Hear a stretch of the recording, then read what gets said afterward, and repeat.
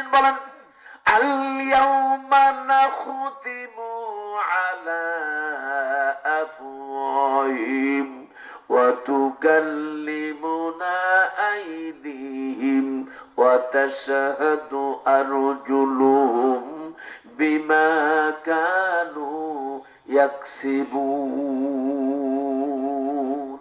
আল্লাহ পাক বলেন কিয়ামতের দিন তোমাদের মুখমণ্ডল গুলো বন্ধ করা হবে।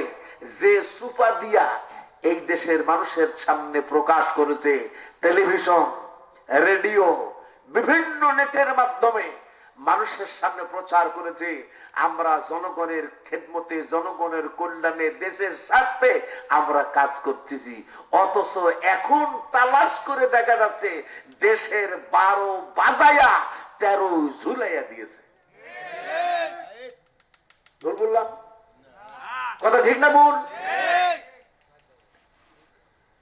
রিজার্ভ ফান্ড শেষ, দেশের যেখানে লাগবে 10 টাকা সেখানে লাগছে 1000 টাকা। 10 টাকা দিয়ে কাম করছে, 999 টাকাই খাই ফেলাই দিছে।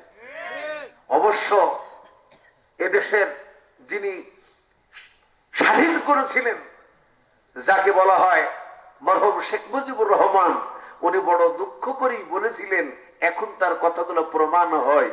2টা লোকের কথা প্রমাণ হয়। ইহুদি মেরেছিল, বলুন তো তার নাম কি? হিটলার। নাম কি? হিটলার।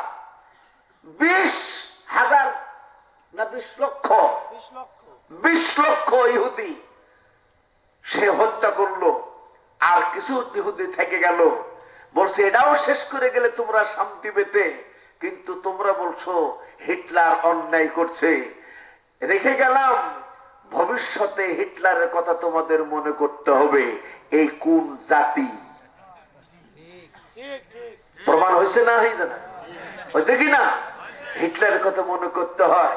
আর আমাদের মরহুম শেখ মুজিবুর রহমান সাহেব বলেছিলেন, নানান দেশ যুদ্ধ করে পাই স্বর্ণের খনি, রূপার খনি, অমুক খনি, তমুক খনি, আমি পাইলাম চোরের খনি। এরপরে তিনি বলেছিলেন, এই দেশের গরিব দুঃখীদের মাঝে আমি একটু খাবার তুলে দেওয়ার জন্য বিদেশ থেকে টাকা ঋণ করে, হাওলাত করে চাইতে নিয়ে আসি, আর এই দেশের চাটুকারেরা সব চাইতে চাইতে খাই ফেলে দেয়। কি কথা বললাম? সব চাইতে চাইতে খেয়ে ফেলে দিয়েছে। এই চাটুকারদের যতদিন থাকবে এই দেশের উন্নতি হবে না। তিনি দুঃখ করে একথা বলেছিলেন। যখন এর ব্যবস্থা তিনি গ্রহণ করলেন, তারপরে ওরাই ওনাকে দুনিয়া থেকে সরিয়ে দিয়েছে। কথা ঠিক কিনা বাইরে? এখন আবার বহুত দিন পরে দেখলাম আসলে এমন সাথে জানে সাইটে সুটে একেবারে দেশের মাটি পর্যন্ত খেয়ে ফেলার উপক্রম হয়েছিল। আর 5 বছর যদি থাকতো, এই বাংলাদেশের মাটি অর্ধেক ভারত নিয়ে নিত। ইতিহাস জানেন না?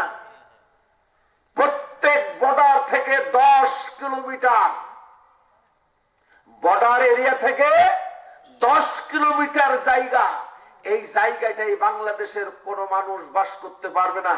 ওই জায়গাটা হবে বিডিআর এরিয়া। এই বিডিআর এরিয়া নামক দিয়ে দেবে, দিয়ে দিলে কি হবে? এই জায়গাটা টোটাল ভারতেরই চলে যাবে। ভাইরা মা, দুঃখ এখন সব বের হচ্ছে। কথা ঠিক কিনা? তো ভাইরা মা, আমি বলতে চাই, ওনারা কি মরবেন না?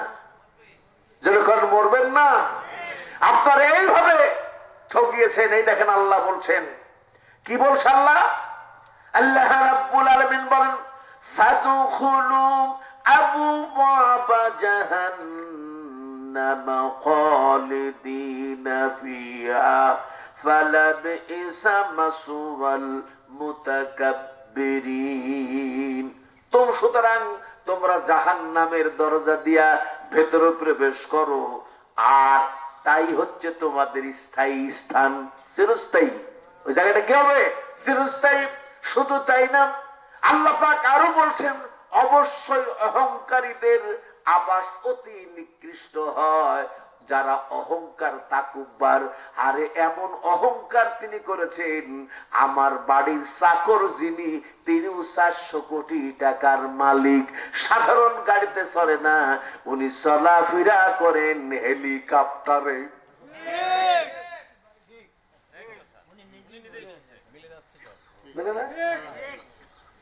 কি ভাই, মৌলবীর এই কথা বলে বলি তো ওনাদের ফোসা পড়তো। দেখছেন ভাইরে মা, কথাই মিলে যায়, এরা সব জাহান্নামে যাবে, এদেরকে কেউ বাঁচাতে পারবে না। জাহান্নাম খুব শান্তির জায়গা না, কি বলুন, কি বলুন, শান্তির জায়গা। আযাবুন আলীমুম বিমা কানু ইয়াকযিবুন, কঠিন পীড়াদায়ক শাস্তি। একবার যে জাহান্নামের মধ্যে ঢুকছে, সারা জীবন এয়ার কন্ডিশনে বাস করেছেন, দামি দামি খানা খেয়েছেন, এরপর জীবনে কোনোদিন দুঃখ কাকে বলে অনুভব কোনোদিন করেন নাই। এই ব্যক্তি যখন জাহান্নামের আগুনে দেওয়া হবে, জাহান্নাম থেকে বের করার পর তারে প্রশ্ন করা হবে, তুমি কি জীবনে কোনোদিন সুখ করেছো, সুখ দেখেছো, অনুভব করেছো? চিৎকার মেরে বলবেন, না না না, আমার জীবনে আমি কোনোদিন সুখ কাকে বলে কোনোদিন দেখি নাই। যেমন ধরে ধরে ছাগলের মতো টানতেছে, আর ওরা বুঝতেছে ঠেলার নাম। আইন মন্ত্রী, ওরে সর্বনাশ, চ্যাটাং চ্যাটাং কথা। আইন মন্ত্রী এখন আইনের আওতায় আছে না, আইনের আওতা ছাড়া। উনি বলতেন, আইন ছাড়া কোন বেআইনি কথা আমি বলিতে পারি না। উনি জীবন ভর বেআইনি কাজ করে গেছেন, এখন অরিজিনাল আইনে কিরকম আইন, কাকে বলে, ও কত প্রকার, কি কি উদাহরণ সহকারে ওনাকে বুঝাইয়া দেওয়া হবে ইনশাআল্লাহ। ট্রাইব্যুনাল ওনাদেরই তৈরি, ট্রাইব্যুনাল কাউকে আহ্লাদ করে আনতে হবে, নিজের দড়িতে নিজেই ফাঁস। তুমি যাইবা কোনখানে, যাইবা কেমনে, ধরা পড়ে গেছো তুমি আল্লাহর কুদরতি জালে। কেউ বাঁচাতে পারবে না ভাইরে মা। এই জন্য আমাদের কবরে যেতেই হবে না, হবে না আমার বন্ধুরা। সেই কবরের ভয় যদি, মৃত্যুর ভয় যদি মানুষের অন্তরে সামান্য থেকে সামান্যতম একটু চিন্তা করে, ওই মানুষটা কখনোই অন্যায় তার দ্বারা হতে পারে, অন্যায় কর্ম সে করতে পারে, অন্যায় ভাবে মানুষের সম্পদ লুটে নিতে পারে না। এই জন্য দরকার সৎ লোক। যেরকম কি দরকার, আর যেরকম কি দরকার, আল্লাহর আইন চাই, একটু জোরে বলেন না, আল্লাহর আইন চাই, সৎ লোকের শাসন চাই। আল্লাহর আইন আর সৎ লোকের শাসন যেখানে থাকবে, সেখানে মানুষ শান্তিতে থাকবে না অশান্তিতে থাকবে? আমরা শান্তি চাই না অশান্তি চাই? আমরা সৎ লোক চাই না অসৎ লোক চাই? হযরত ওমর খাত্তাব রাদিয়াল্লাহু আনহুর একটা কথা না বললেই আর হলো না, বলবো। নিজের কলিজার টুকরা সন্তান আবু শামা, নাম কি, নাম কি, একজন প্রেসিডেন্ট, অন্য জায়গা থেকে একটা অন্যায় করেই ফেলেছে, তাও ভুলবশত। সেখানে মীমাংসা করতে পারতেন কিনা? ভাইরা আমার, আবু শামা গেছে এক জায়গায় যুদ্ধ করতে, অথবা সফরে, অথবা বাণিজ্য করতে, যে কোনো একটা এলাকায় তিনি ঘুরতে গেছেন। এমন সময় প্রচন্ড পানির পিপাসা, পিপাসার সময় তাবুর অন্য তাবুকে যে বলছে, আমাকে একটু পানি দাও, প্রচন্ড পানির পিপাসা হয়েছে। তখন তাবুর বলা হলো, ওই তাঁবুর ভেতরে ঘোড়ার মধ্যে ভাড়ের মধ্যে পানি আছে, আপনি দয়া করে খান। কারণ সেই সময় আরবের একটা নিয়ম ছিল, কি জানেন? নিয়মটা হচ্ছে আপনার পানির ভেতরে খেজুর দেওয়া। পানির ভেতরে কি দেওয়া? খেজুর। এই খেজুর পানিতে দিলে আমরা যেমন স্যালাইন খাই, স্যালাইন খেলে শরীর শক্তি তাগত একটু বৃদ্ধি পায়, ওই পানিটা খেজুর ভেজানো পানি খেলে শরীরের শক্তি এবং পিপাসা দুইটাই নিবারণ হয়। সুবহানাল্লাহ। এখন এই খেজুর পানির মধ্যে যদি ৬-৭ দিন রাখা হয়, তাহলে এই পানি আর পানি থাকে না, পানি হয়ে যায় মাদক দ্রব্য। কথা বুঝতে পেরেছেন? এখন ওই ভাড়ের ভিতরে তাঁবুর মধ্যে ৬-৭-৮ দিনের খেজুর ভিজানো আছে, এইটা কেউ লক্ষ্য করেনি, খেয়ালও করেনি। আবু শামা পানি পাওয়ার সাথে সাথে যেমন পিপাসা ঢক ঢক করে বাড়ি দিয়েছে, যতদূর খাওয়া দরকার খাওয়ার পরে এখন আল্লাহর বান্দা তাঁবু থেকে যখন বের হচ্ছে, তখন ঢোলাঢুলি শুরু করেছে। ঢোলাঢুলি করলে জনগণ দেখবে না? দেখবে না? দেখে ফেলেছে। হঠাৎ করে খবর হয়ে গেল, সঙ্গে সঙ্গে খবর হয়ে গেল আবু শামা তাল হয়ে গেছে, সে মদ খেয়েছে। আসলে তিনি এই পানি খেয়েছিলেন। আমার ভাইরা, সঙ্গে সঙ্গে তৎসময়ের গভর্নর চিন্তা ভাবনা করে দেখলেন, যদি এই বিচারটা আমি প্রকাশ্যে করি, আমিরুল মুমিনিনের কান পর্যন্ত পৌঁছায়া যাবে, বলা যায় না এর জন্য কি হতে পারে। ভিতরে একটা দ্বিধা হলো, দ্বন্দ্ব হলো।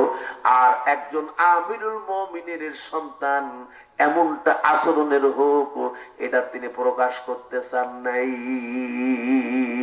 কারণ হাদিস শরীফেই তো আছে, যদি কেউ কারোর গোপন কোনো অন্যায়কে গোপন করে, আমার আল্লাহ পাক কিয়ামতের ময়দানে তার অপরাধ গোপন করে রাখবেন। সুবহানাল্লাহ। এই শর্তে গভর্নর তাঁবুর মধ্যে আবু শামাকে ঢুকিয়ে নিলেন। এবার তাঁবুর দরজা বন্ধ করে দিলেন, কোন সাক্ষী গ্রহণ করলেন না।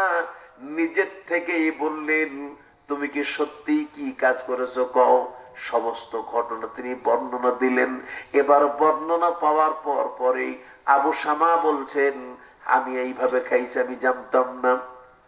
তোমার এই অপরাধ, এর শাস্তি কোরআনের বিধান অনুযায়ী তোমাকে ৮০ দুররা মারা হবে। তুমি কি প্রস্তুত? আবু শামা বললেন, আপনি আল্লাহর আইন অনুযায়ী বিচার কাজ ফয়সালা করুন, কারণ কোরআনে আছে, ওয়া মাল্লাম ইয়াহকুম বিমা আনজালাল্লাহু ফাউলাইকা হুমুল কাফিরুন ফাসিকুন জালিমুন। আছে না নাই? আল্লাহর বিধান অনুযায়ী সর্বক্ষেত্রে যারা বিচার ফয়সালা করে না, তারা হলো কাফের, তারা হলো ফাসিক, তারা হলো জালিম। এবার তার বিচারের রায় ঘোষণা করা হলো ৮০ দুররা। এবার গভর্নর মনে মনে করলেন, সঠিকভাবে যদি তাকে ৮০ দুররা মারা হয়, তাহলে আবু শামা বাঁচবে না, আবু শামা মারা যাবে। আমি আমিরুল মুমিনের কাছে কি জবাব দেব? উনি বললেন, সাপও মরবে, লাঠিও ভাঙবে না। এইভাবে তিনি বিচার কার্য সম্পন্ন করলেন। আস্তে আস্তে করে লাঠি ৮০টা দৌড়া মারলেন। এরপরে এই সংবাদটা মনে হয়েছিল গোপন থাকবে, কেউ জানবে না। কিন্তু এই সংবাদ কেমনে কেমনে কেমনে আমিরুল মুমিনিনের কান পর্যন্ত পৌঁছে গেছে। হযরত ওমর আবু শামা যখন বাসায় ফিরলেন, এবার তিনি গভর্নরকে আদেশ করলেন, ডাকো। গভর্নর হাজির হলেন, তাকে সরাসরি প্রশ্ন করলেন, আবু শামার অপরাধের তুমি কি বিচার করেছো? উনি বললেন, হ্যাঁ আমিরুল মুমিনিন করেছি। বলে, কেমনে করেছো? বলে, কোরআনের বিধান অনুযায়ী বিচার করেছি। যদি করে থাকো সাক্ষী আমার সামনে হাজির করো, আমি দেখতে চাই সাক্ষী তার উত্তর কি দেয়। উনি বললেন, আমিরুল মুমিনিন, আমি এই জিনিসটা গোপন রাখার জন্য কোন সাক্ষী রাখি নাই। আল্লাহর নবীর সাহাবী অর্ধ পৃথিবীর খলিফা আমিরুল মুমিনিন বললেন, না না না, যে রায়ের যে মামলার সাক্ষী নাই ওই মামলার বিচার আমি ওমর মানি না। আল্লাহু আকবার। আমরা এও দেখেছি নিজের সন্তান হাজার হাজার মিলিয়ন টাকা নিয়ে চলে গেছে, শত অপরাধ করলো তার কোনো সাজা নাই। এমনকি নিজের সন্তানাদিদেরকে আপনার কি বলবো পদ্মা সেতু দেখাতে গিয়ে দুই সাইডে সব শত সহস্র গাড়ি আটকে দিয়ে আরামে পদ্মা সেতু তার সন্তানদের দেখাচ্ছেন। তিনি হচ্ছেন সর্বময় মালিক, আর আমরা হলাম ভাড়াটিয়া। শেষ পর্যন্ত ভারতের একজন সাংবাদিক প্রতিবাদ করায় সংক্ষেপ করে রাস্তা ক্লিয়ার করেছে। ইতিহাস আছে আমার ভাইরা। কিন্তু আমিরুল মুমিনিন সৎ লোক কেমন হয়? আল্লাহর ভয়, কবরের ভয়, মৃত্যুর ভয়, জাহান্নামের আগুনের ভয় যাদের মধ্যে বিরাজমান, সেই মানুষগুলার আচরণ কেমন হয়? হযরত ওমর খাত্তাব রাদিয়াল্লাহু আনহু বললেন, তুমি যে আমার সন্তানের বিচার করেছো তার সাক্ষী কোথায়? উনি বললেন সাক্ষী নাই। এরপরে উনি বললেন আমি সাক্ষী যার নাই তা মানি না। বিচার শুরু হলো। আমিরুল মুমিনিন নিজে বিচারের দায়িত্ব কোন বিচারকের হাতে অর্পণ করলেন না, নিজেই বিচারের দায়িত্ব গ্রহণ করলেন। তিনি হলেন বিচারক। আমিরুল মুমিনিন বিচার করছেন, পাশে হলো তার সন্তান আসামি। এরপরে নেওয়া হলো গভর্নরকে বাদী, সব শোনা হলো। এরপরে ইসলামী শরীয়তের দৃষ্টিকোণ থেকে আইন হলো ৮০টা ডুন্না মারা, তারপর জন্য আল্লাহর বিধান।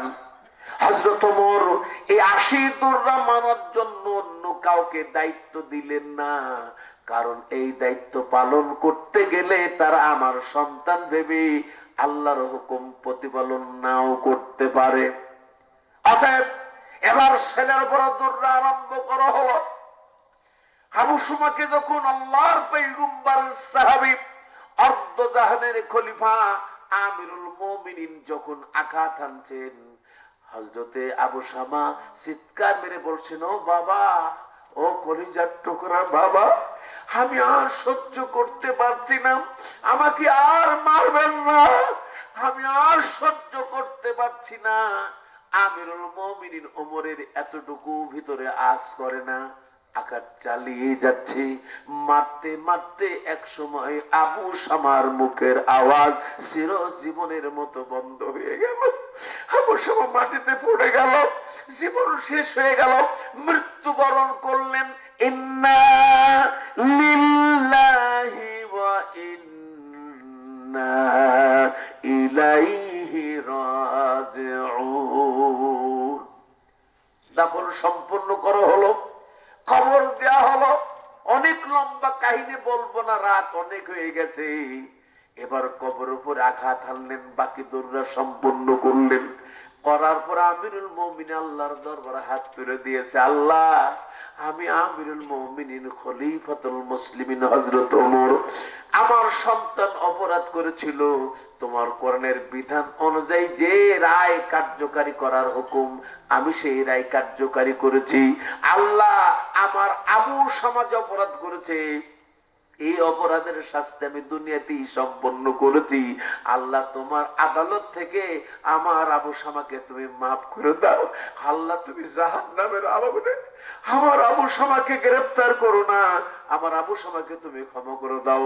হযরত ওমর চিৎকার মেরে মেরে কাঁদছে আর আল্লাহর কাছে দোয়া করছে। বলুন, যদি এই রকম সৎ লোক, এই রকম মানুষের দ্বারা যদি এই দেশের আইন বিচার কার্য চলতো, তাহলে নিরপরাধ নিরীহ মানুষগুলা কি এমন ভাবে অন্যায় ভাবে হত্যা করা হতো?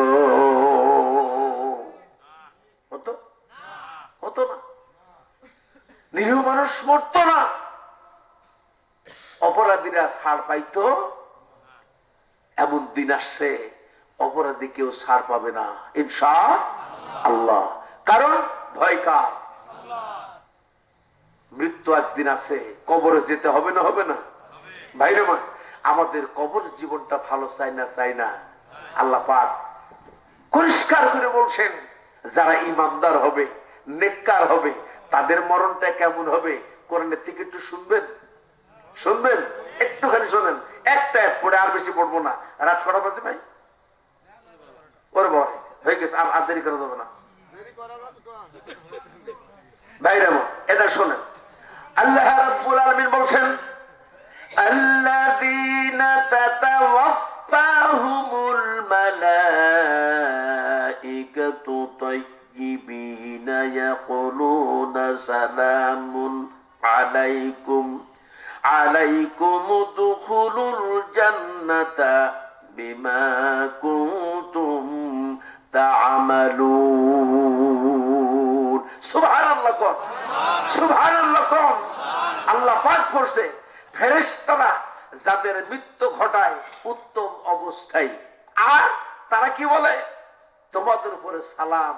সালাম মানে কি? শান্তি। সালাম মানে কি? শান্তি। জান্নাতে প্রবেশ করো। যে আমল তোমরা করতে তার প্রতিফল, জোরে কোন সুবহানাল্লাহ।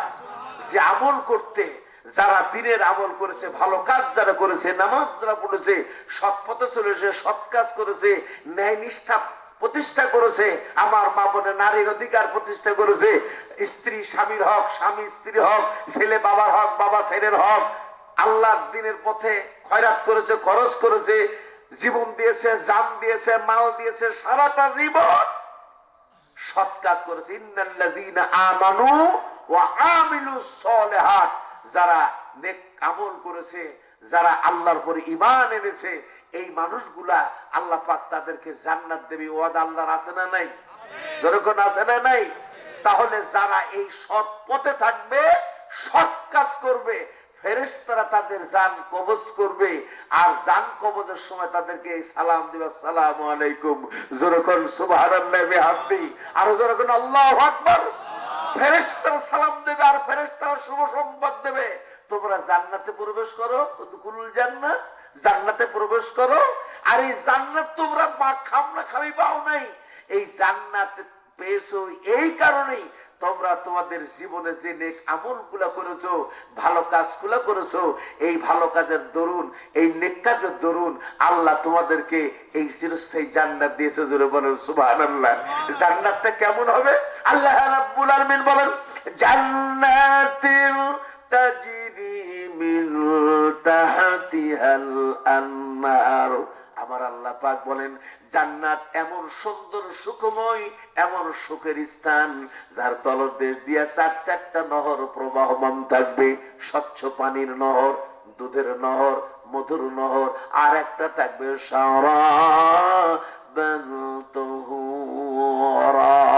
পবিত্র শরবতের নহর। আল্লাহু আকবার। শুধু তাই না, এই জান্নাতের মধ্যে আল্লাহ পাকের নিয়ামত, বড় বড় পাখিগুলা জান্নাতীর মাথার উপর দিয়ে উড়ে যাবে। তখন জান্নাতীরা ওই পাখিগুলাকে দেখে বলবে, এত সুন্দর পাখি, যদি এর গোশত খেতে পারতাম। সাথে সাথেই নিয়ত অনুভব মনে মনে করার সাথে সাথেই আমার বন্ধুরা, ওই পাখিটার গোশত তৈরি হবে 500 খানা প্লেটে। কয়খানা? 500 খানা প্লেটে গোশত তৈরি হইয়া ছোট্ট ছোট জান্নাতের খাদিমদারদের মাথায় দিয়ে পাঠানো হবে। জান্নাতীরা এই গোশতের খানসা থেকে চিৎকার করবেন, এত গোশত খাবো কেমনে? আমার আল্লাহ পাক বলেন, বান্দা শুরু করো। এবার বান্দা শুরু করবে, একটার পর একটা খাবে, একটার পর একটা স্বাদ পাবে, একটা শেষ হবে আর একটা শুরু হবে। এইভাবে 500 খানা প্লেটের গোশত বান্দার যখন খাওয়া শেষ হবে, এবার বান্দার সামনে হাড্ডিগুলো জমা হবে। আমার আল্লাহ পাক বলবেন, কুম্বে জিনিনা, যেমন পাখি হয়ে আমার এই জান্নাতীর মুখের উপর উড়ে যাও, আর এক জান্নাতীর মুখের উপর উড়ে যাও। সমস্ত হাড়গুলা ঝনঝন করে একটা শব্দ হবে, আবার ওই রকম পাখি হইয়া আর এক জান্নাতীর মাথার উপর উড়ে যাবে। এই জান্নাতীর মধ্যে প্রবেশ করার পর জীবনে এত কষ্ট করেছে, জীবনে এত কষ্ট করেছে, রাতের রাত নাই, দিনের দিন নাই, না খায় না দেয়, অর্ধরে অনাহারে আল্লাহর দিনের কাজ করেছেন, ইবাদত বন্দি করেছেন আল্লাহকে খুশি রাজি করার জন্য। আল্লাহ এই বান্দাটা যখন জান্নাতের মধ্যে যাবে, এবার তাকে প্রশ্ন করবে, আল্লাহর বান্দা, জীবনে কোনোদিন কোন দুঃখ কষ্টকে তোমারে ধরেছে? চিৎকার মেরে বলবে, আল্লাহ, আমার জীবনে কোনোদিন দুঃখ কষ্ট বলে কিছুই ছিল না। জোরে বলেন সুবহানাল্লাহ। কারণ জান্নাতে এত মজা, একবার ঢোকার সাথে সাথে ওখান থেকে আর কেউ বাড়াতে চাইবে না। শুধুমাত্র একজন জান্নাত থেকে বাড়াতে চাইবে, তারা অন্য কেউ না। এর হলো জান্নাতের পাখি। সব শহীদ গুলা আল্লাহ পাক ডাক দিয়ে তাদেরকে ইজমা করে বলবেন, তোমরা কি চাও? আমার কাছে যা চাইবা আমি আল্লাহ তোমাদের তাই দিয়ে দেব। এবার জান্নাতি পাখিগুলা, এই শহীদ গুলা আল্লাহকে বলবে, আল্লাহ যা চাইব তুমি কি তা আমাদের দিবে? আমার আল্লাহ বললেন, হ্যাঁ দেব। এবার আল্লাহকে বলবে, আল্লাহ আমাদেরকে দুনিয়ায় পাঠাও, আবার অন্যের বিরুদ্ধে জিহাদ করব, শহীদ হব, আবারও তোমার জান্নাতের পাখি উড়বো। সুবহানাল্লাহ। আমার ভাইরা, এই শহীদদের তো মর্যাদা হবে। সুতরাং আমরা শাহাদাতের মরণ চাই কিনা? যেরকম চাই কিনা? কারা কারা শাহাদাতের মরণ চাই? আল্লাহু আকবার বলে হাতটা আরেকবারের জন্য গভীর রাতে দেখায়। নারায়ে তাকবীর, নারায়ে তাকবীর। ভাইরা আমার, এবার হাতটা নামান। সাহাবায়ে কেরাম শাহাদাত বরণ করেছেন, সাহাবায়ে কেরাম সাহায্য করেছেন। বিশ্ব নবী আমার বললেন তাবুকের জিহাদের ময়দানে, ও আমার সাহাবীরা, আমি রাসূলের সবচেয়ে বৃহৎ যুদ্ধ আমি নির্দেশ প্রদান করলাম, যুদ্ধ করার মতো যাদের ক্ষমতা আছে, যাদের প্রশিক্ষণ আছে, সামর্থ্য আছে, একজনও থাকতে পারবে না, সবাই তাবুকের জিহাদের ময়দানে যেতে হবে।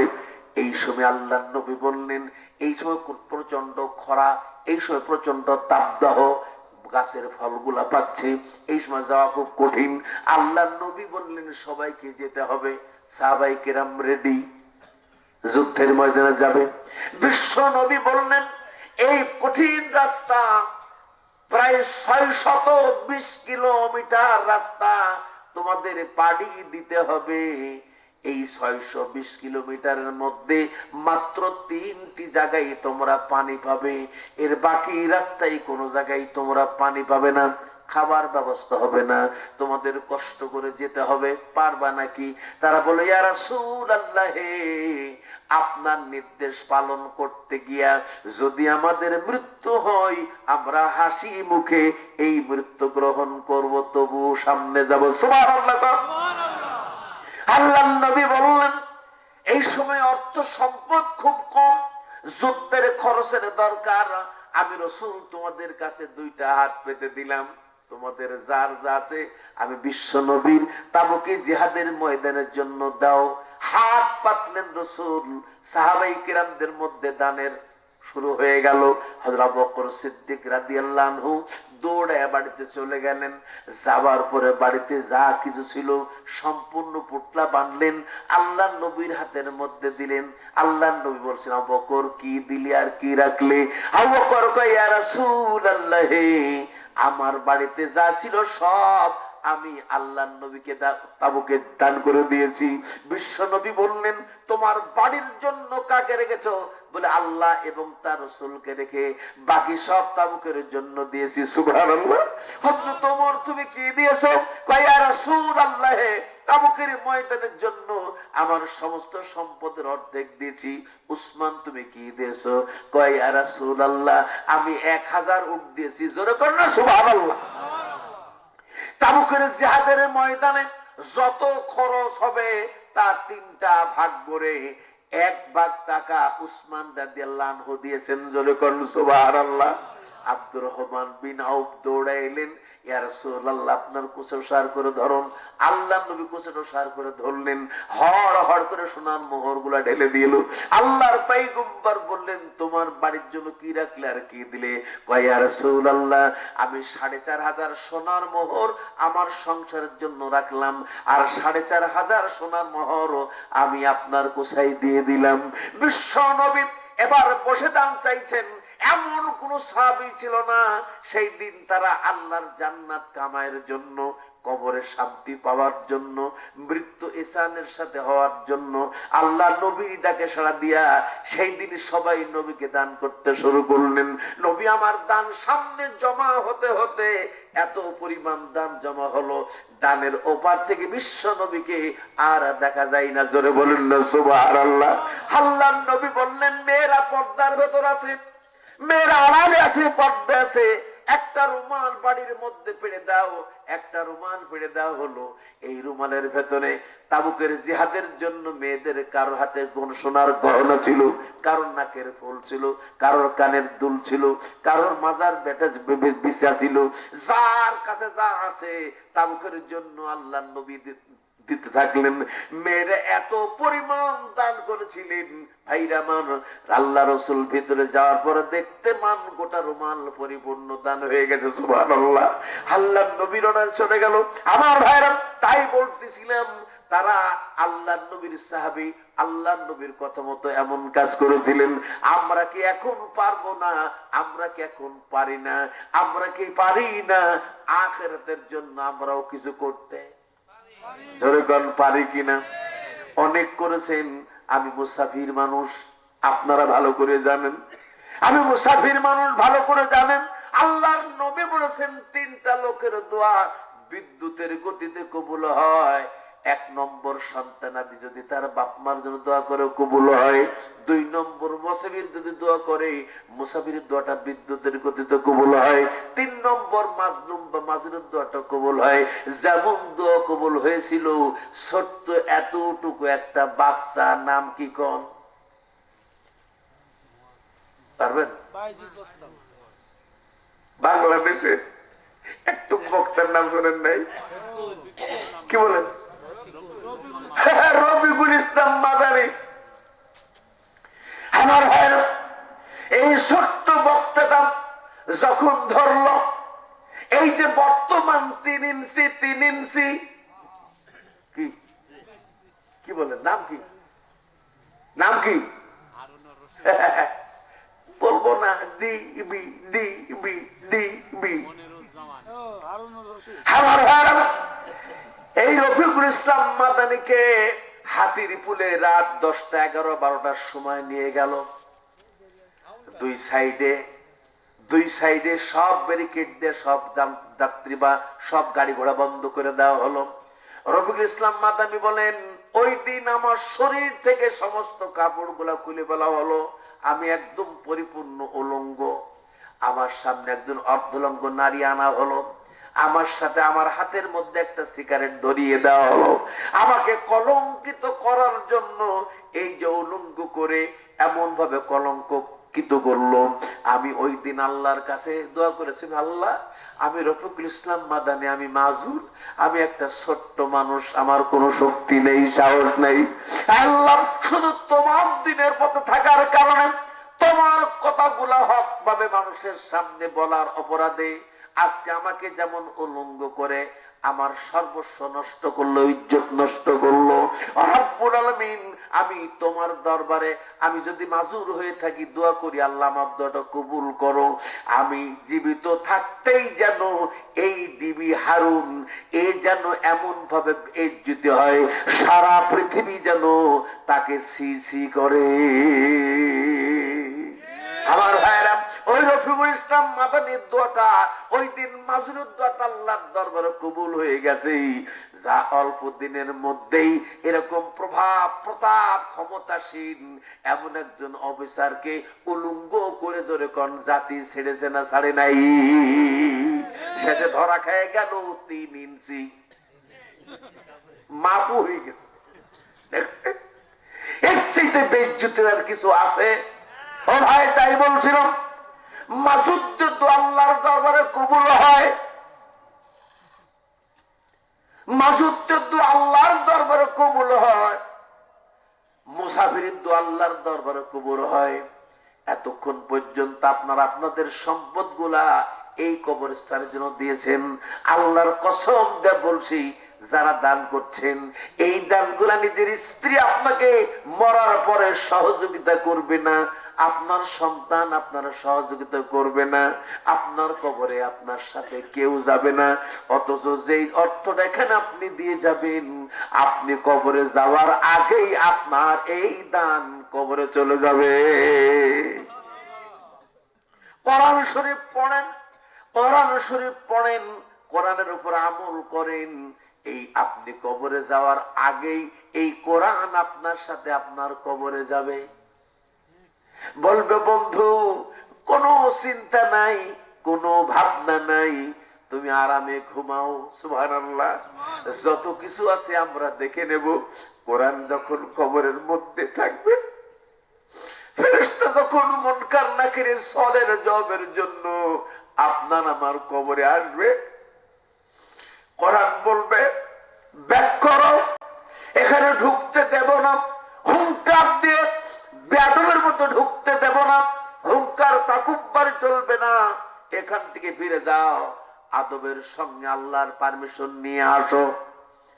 এবার ফেরেশতা ব্যাক করে আল্লাহর কাছে যাবে, বলবে আল্লাহ রাব্বুল আলামিন অমুক গ্রামের অমুক কবরস্থানে গেছিলাম সওয়ালের জব করার জন্য, একটু হুঙ্কার দিয়ে ঢুকেছিলাম, আমাকে এমন ভাবে হুঙ্কার বদলা দিয়েছে, আমারে ঢুকতে দেয় নাই। আল্লাহ তোমার পারমিশন না নিয়া আমি ঢুকতে পারছি না, বলো কি আছে ওই কবরের ভেতরে।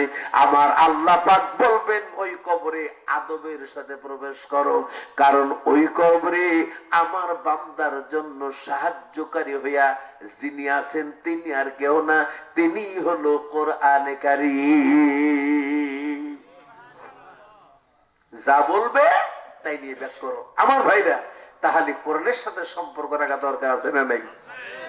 দান খয়রাত করার দরকার আছে না নাই? দান যখন সওয়ালের জবাব হবে ভয় পাবেন, বলবে বন্ধু কোনো ভয় করো না, আমি তোমার সঙ্গে আছি। ভাইরা আমার, তাহলে আপনাদের খেদমত আরজ করতে যাই। এই মুসাফিরটার হাতে জীবনে কোনোদিন খালি হাতে ফেরত দেন নাই। পাবনার মানুষকে আমি খুব ভালোবাসি। এই পাবনাতে অনেক প্রোগ্রাম করেছি, মাঝে কয়েক বছর একটু কমে গেছে, কারণ আমার মোবাইলটার পকেট মারে নিয়ে গেছে, সিমটাও চলে গেছে। কেউ জানে না আমার পুরাতন নাম্বার, নতুন নাম্বারটা কেউ জানে না। পুরাতন নাম্বারে ফোন করে কেউ আমারে পায় না। 01711981979 এই নাম্বারটা পুরা বন্ধ আজ 2 বছর। সারা বাংলাদেশ, পৃথিবীর অন্যান্য দেশ, যে সমস্ত দেশে আমি যাই, এইগুলা থেকে আর কেউ ফোন করে আমারে পায় না। এবার নতুন নাম্বার 01725818809, এই নাম্বারটা কেউ জানে না। এই এখানকার লোক খুব কষ্ট করে পাইছে, অনেক কষ্ট করে পাইছে। সেই জন্য বলছিলাম এই পাবনাতে আমি বহু প্রোগ্রাম করেছি। আমি এই পাবনায় অনেক বড় বড় প্রতিষ্ঠান রয়েছে, এসেছি। এখন তো বয়স অনেক হয়ে গেছে, তারপরও ভাইরা আমার এই শেষটাতে দেয়, তাও চালাতে হয়। কি কর আমার বন্ধুরা, তাই বলছিলাম কোনদিন আপনারা আমারে বেইজ্জতি করেন নাই। অনেকে আমার নামে কিছু রেখে দেন। মায়ের আমার, বোনের আমার, মা বোনদের জন্য এই শুভ সংবাদ দেব। যদি মা বোনেরা মরণের কথা স্মরণ করে স্বামীর জন্য, আপনজনদের জন্য, নিজের জন্য দান করে, মা বোনটাও কবরে যাবে, তার সঙ্গে এই দান তার জন্য কবরে সুপারিশ করবে। সুবহানাল্লাহ। তাই বলছিলাম আসেন অল্প 10টা মিনিট সময় আপনাদেরকে দিলাম, মেহেরবানি করে যারা এখনো পর্যন্ত শরীক হন নাই, দেন নাই, অথবা দিয়েছেন আবারও দেওয়ার নিয়ত আছে, আমি তাদের বাপ মার জন্য একটু খাজদো আল্লাহর দরবারে করব। দেখি সর্বপ্রথম কোন আল্লাহর বান্দা দেবে। সর্বপ্রথম আসেন দেখি কোন, আমি জোর করে বললাম 2000, 5000, 10,000 কিনা পাই। নারায়ে তাকবীর। আমার এক বোন নাম তানিয়া, আমার শালীর নাম হলো তানিয়া। বোনের সাথে বোন মিলে গেল, আমার বোনটা দিয়েছেন 2000 টাকা। একবার সবাই জোরে বলেন না মারহাবা। আল্লাহ তানিয়া নামে, আল্লাহ তোমার একজন বান্দা 1000, কি নাম? মিজান। মিজান মানে দাড়ি পাল্লাম। ইয়া আল্লাহ, মিজান মানে দাড়ি পাল্লাম। তোমার বান্দা 1500 টাকা